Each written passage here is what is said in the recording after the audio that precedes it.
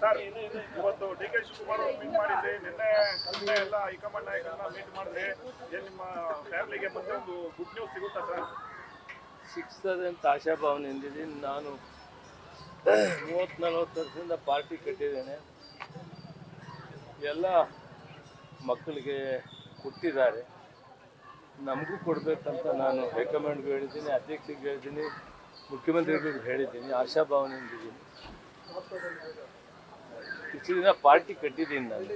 ಅಕಸ್ಮಾತ್ ಮೊನ್ನೆ ಸೋಲಾಗಿದೆ, ಆದರೆ ಅದನ್ನು ಉಳಿಸ್ಬೇಕು. ಆ ಸೋಲಾಗಿರೋದನ್ನು ಮತ್ತೆ ಕಾಂಗ್ರೆಸ್ ಪಕ್ಷನಲ್ಲಿ ಗೆಲ್ಲಿಸಬೇಕು ಅಂತ ನಾನು ಅಭಿಪ್ರಾಯಪಟ್ಟಿದ್ದೆ. ಅದಕ್ಕೆ ನಾನು ಮತ್ತೆ ಅಧ್ಯಕ್ಷರಿಗೆ, ಮುಖ್ಯಮಂತ್ರಿಗಳಿಗೆ ಮನವಿ ಮಾಡಿದೆ.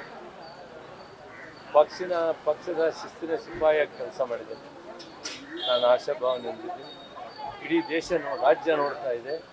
ಇದರ ಬಗ್ಗೆ ಅವರು ಗಂಭೀರವಾಗಿ ತೆಗೆದುಕೊಂಡು ಮಾಡ್ತಾರೆ ಅಂತ ನಾನು ಆಶಾಭಾವನೆ. ಸರ್, ಕೋಲಾರದಲ್ಲಿ ನಿಮ್ಮ ರಾಜಕೀಯ ವಿರೋಧಿಗಳು ಅವ್ರಿಗೆ ಫ್ಯಾಮಿಲಿ ಕೊಡಬಾರ್ದು ಅಂತ ಬಹಳಷ್ಟು ಅಡ್ಗಾಲ್ ಆಗ್ತಾ ಇದ್ದಾರೆ.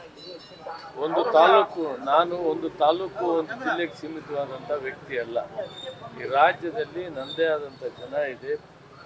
ಆ ಜನಕ್ಕೆ ಉತ್ತರ ಕೊಡಬೇಕಾಗ್ತದೆ. ಈ ಸೀಟು ಒಂದು ತಾಲೂಕು ಒಂದು ಜಿಲ್ಲೆಗೆ ಸಂಬಂಧ ಇಲ್ಲ, ಒಬ್ಬ ವ್ಯಕ್ತಿಗೆ ಸಂಬಂಧ ಇಲ್ಲ.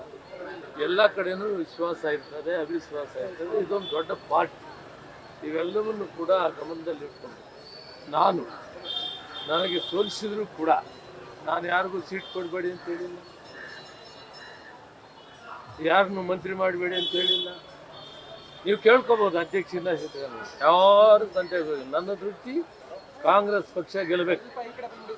ಕೇಳಿದ್ರು, ನಿಮ್ಮ ಮಾಧ್ಯಮ ಮಿತ್ರರು ನನ್ನ ಕೇಳಿದ್ರು, ನೀವು ಇವ್ರನ್ನೆಲ್ಲ ಗೆಲ್ಲಬೇಕು ಅಂತ ಹೇಳ್ತೀರಿ, ರಮೇಶ್ ಕುಮಾರ್ ಗೆಲ್ಲಬೇಕಂದ್ರೆ. ಹೌದು, ರಮೇಶ್ ಕುಮಾರ್ ಗೆಲ್ಲಬೇಕು. ಸೋತಿದ್ದು ಒಂದು ಘಟ್ಟ ಆಯಿತು. ಆದರೆ ನಾಳೆ ಈ ಕಾಂಗ್ರೆಸ್ ಪಕ್ಷ, ನಾವು 30 ವರ್ಷದಿಂದ ನಮ್ಮನ್ನು ಬೆಳೆಸಿದೆ, ಮತ್ತೆ ಕಾಂಗ್ರೆಸ್ ಪಕ್ಷ ಗೆಲ್ಲಬೇಕು, ಅವರೆಲ್ಲರೂ ಗೆಲ್ಲಬೇಕು ಅನ್ನೋ ಮಾತನ್ನು ಕೂಡ ನಾನು ದೇವನಹಳ್ಳಿ ಕ್ಷೇತ್ರಕ್ಕೆ ಬರೋಕ್ಕೆ ಮೊದಲು ಪ್ರೆಸ್ ಕಾನ್ಫರೆನ್ಸ್ ಮಾಡಿ, ಯಾರು ನನ್ನ ಸೋಲಿಸಿದರೆ ಅವರು ಪಕ್ಷದಲ್ಲಿ ಅಭ್ಯರ್ಥಿಗಳಾಗ್ತಾ ಇದ್ದಾರೆ, ಅವರೆಲ್ಲರನ್ನೂ ಕೂಡ ಗೆಲ್ಲಿಸಬೇಕು, ಪಕ್ಷ ಮತ್ತೆ ಅಧಿಕಾರಕ್ಕೆ ಬರಬೇಕು ಅಂತ ಹೇಳಿದ್ದೇನೆ. ಅದೇ ಶಿಸ್ತಿನಿಂದ ಇವತ್ತು ಕೂಡ ನಾನು ಹೇಳ್ತಾ ಇದ್ದೀನಿ. ನಾನು ಯಾವಾಗ ಅವ್ರಿಗೆ ವಿರುದ್ಧ ಮಾಡಲಿಲ್ಲ. ಅವರು ಇವತ್ತೆಲ್ಲ ಕೆಲಸ ಮಾಡಿ ಕಾಂಗ್ರೆಸ್ ಪಕ್ಷ ಕೆಲಸ ಮಾಡಬೇಕು ಅಂತ ಅವ್ರಿಗೂ ಮನವಿ ಮಾಡಿದ್ದೇನೆ. ಸುಧಾಕರ್ ಅವ್ರನ್ನ ಮಂತ್ರಿಗೂ ಕೂಡ ಮಾತಾಡಿದ್ದೇನೆ.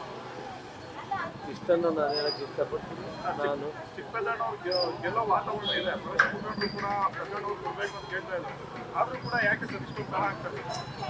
ದೊಡ್ಡ ಪಕ್ಷ ಭಿನ್ನಾಭಿಪ್ರಾಯ ಇದೆ, ಸರಿ ಮಾಡ್ಕೊಳ್ತೀವಿ. Thank you very much.